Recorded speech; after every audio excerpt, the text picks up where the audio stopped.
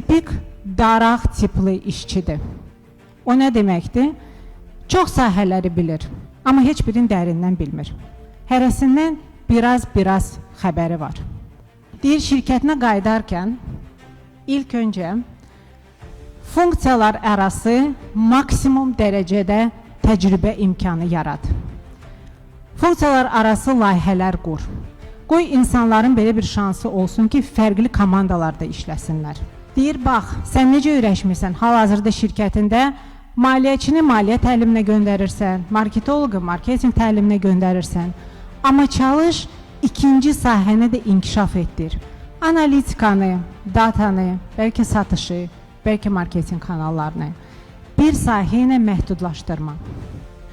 Sənin işə qəbul şöbəndə işləyən bir işçi təkcə vakansiyaları bağladım, ilin sonuna qədər bütün işimi gördüm, yox. Amma sonra onun datasını necə istifadə edə bilirəm, onu necə təhlil edə bilirəm kimi sualına cavab ver və onu məhz o sahədə dəyərləndir.